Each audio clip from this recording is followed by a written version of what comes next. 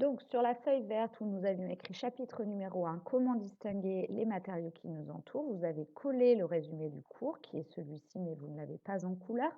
Donc, qu'est-ce qu'il faut retenir? Que premièrement, les matériaux peuvent être identifiés grâce à certaines propriétés, comme la conduction électrique et thermique, par exemple les métaux ou le carbone graphite sont conducteurs électriques et les métaux conducteurs thermiques. L'attraction par un aimant, vous pouvez vous écrire à côté que c'est le fer hein, qui est attiré. Le fer, voilà, sa couleur, par exemple le cuivre est orangé, l'or est doré, et puis s'il brûle, se déforme, se déchire, se casse. Donc ce sont leurs propriétés souvent physiques. Ensuite, comment on peut définir un corps pur ou plutôt l'identifier? On peut l'identifier premièrement par sa masse volumique. Chaque corps pur a une masse volumique précise. Il y en a une que vous devez connaître par cœur, pas pour le brevet, mais pour le lycée, c'est intéressant. C'est celle de l'eau, qui est de 1 gramme par centimètre cube. Et puis les températures de changement d'état, comme nous l'avons vu ensemble, un corps pur change d'état à une température précise. Voilà. Et puis pour finir, la masse volumique, vous devez connaître cette formule par cœur. Donc ρ est égal à la masse divisée par le volume.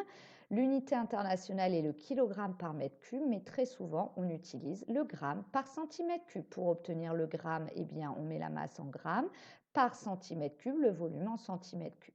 Je vous rappelle que pour mesurer un volume, si c'est un liquide, on utilise un récipient gradué. On trouvera souvent avec une éprouvette graduée un volume en millilitres, mais 1 millilitre, c'est égal à 1 centimètre cube. D'accord.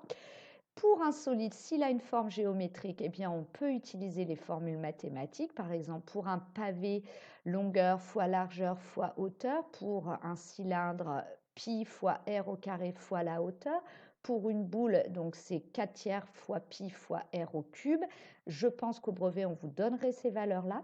Mais si toutefois votre solide n'a pas de volume particulier parce qu'il n'a pas de forme géométrique, pardon, il a un volume mais pas une forme géométrique précise, eh bien à ce moment-là, il suffit de le plonger dans de l'eau. Par exemple, vous prenez une éprouvette graduée dans laquelle vous allez mettre, je ne sais pas, 60 millilitres d'eau.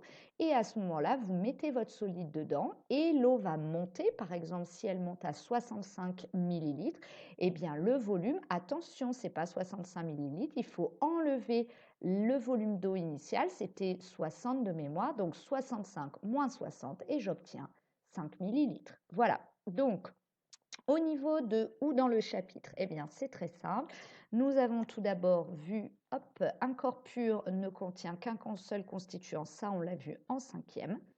Ensuite, un corps pur peut être identifié par sa masse volumique. Donc ça, on l'a vu dans l'activité 1 et 2. On a vu que la température d'un corps pur reste constante au cours du changement d'état. Ça, on l'a vu dans l'activité 1. Un corps pur peut être identifié, on l'a vu dans l'activité 1. Quelques propriétés, ça, on l'a vu surtout dans l'activité 2.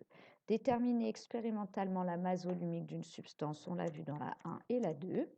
Ensuite, on a vu, hop là, excusez-moi, on a vu identifier une substance en connaissant sa masse volumique, on l'a vu dans l'activité 2 pour l'aluminium.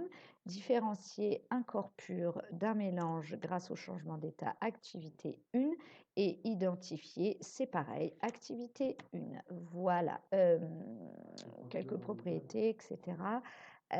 Voilà. C'est tout bon pour ce chapitre. Voilà, bon courage et révisez bien avant de faire le QCM.